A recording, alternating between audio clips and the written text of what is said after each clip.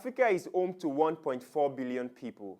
Yet, the continent has no permanent representation at the United Nations Security Council, the body responsible for decisions on international peace and security. At the 2025 United Nations General Assembly, the presidents of Kenya, Sierra Leone, and Burundi renewed calls for 2 permanent seats for the continent.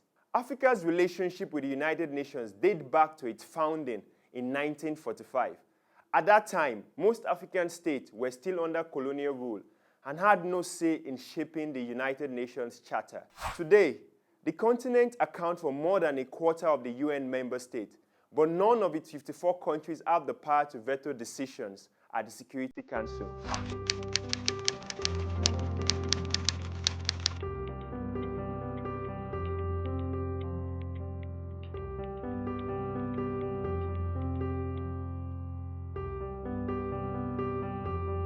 The largest regional bloc in the United Nations still has no permanent seat.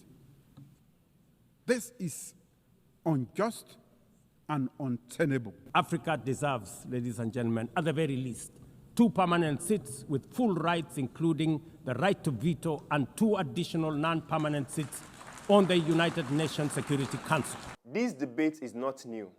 In 2005, African leaders meeting in Eswatini, Eswatini, adopted a consensus calling for 2 permanent seats with veto power and 5 non-permanent seats. 20 years on, that demands remain. Analysts say this lack of representation is especially challenging, given Africa's growing role within the UN itself. You cannot have 54 countries in an organization. And when it comes to decision making, they're not represented. So that's why they call for the reform on the Security Council. Africa is ready in principle because they want to correct the abnormality that happens post-Second World War. Supporters say Africa's exclusion undermines the Council's credibility, since the continent is often the center of its debate on conflict and sanctions.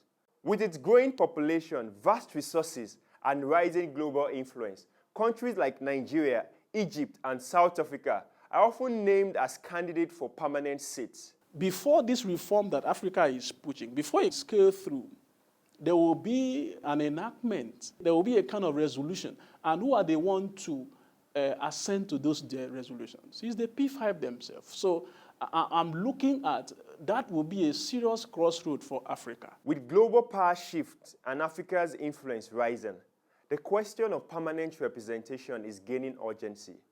2 decades after the Eswatini Consensus, African leaders continue to press for seats on the Security Council. But opposition from existing permanent members has kept reform from moving forward. For now, the debate over Africans' role in the UN Security Council continues.